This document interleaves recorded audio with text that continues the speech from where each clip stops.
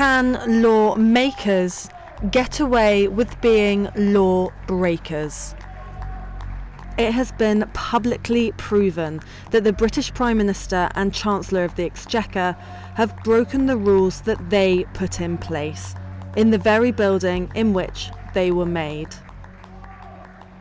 Boris Johnson now faces the cameras again to apologise. I've received a fixed penalty notice from the Metropolitan Police relating to an event in Downing Street on the 19th of June 2020, and let me say immediately that I've paid the fine and I once again offer a full apology.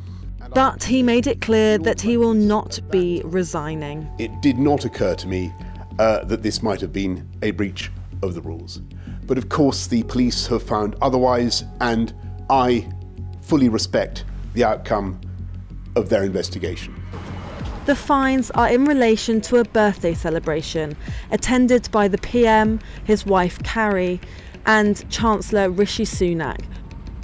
A celebration that he repeatedly denied ever happened. All guidance was followed completely during number 10. All the guidelines were observed, continue to be observed. I've been repeatedly assured that no rules were broken. So the pair have broken the law, but will they have to resign? According to almost every other political party, yes. The leader of the opposition says that they have misled Parliament and breached the ministerial code.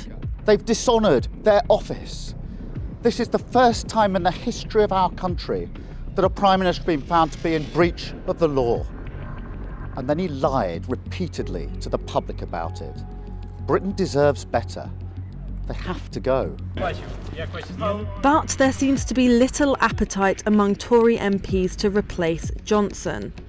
A lot has changed since wine and cheese in Downing Street dominated headlines. Increasingly horrific images emerge from Ukraine on a daily basis. The cost of living is spiralling out of control, and inflation is at its highest in decades. In recent weeks, some Conservative MPs have withdrawn their letters calling for a vote of no confidence in Boris Johnson. Even his fiercest critics recognise a need for stability at the head of government. Now is absolutely not the time to destabilise the government, a government that's actually leading the international coalition against Putin. But as the question changes from whether parties took place to whether Johnson lied about having any knowledge of them, the debate shifts from a legal to a moral one. Under the ministerial code, ministers who knowingly mislead Parliament are obliged to resign. Now Tory MPs must decide whether they believe their leader when he says he didn't I'm sickened myself and furious about that. But one illegal party might not be enough to mobilise the Tories against the Prime Minister. But the Metropolitan Police investigation continues.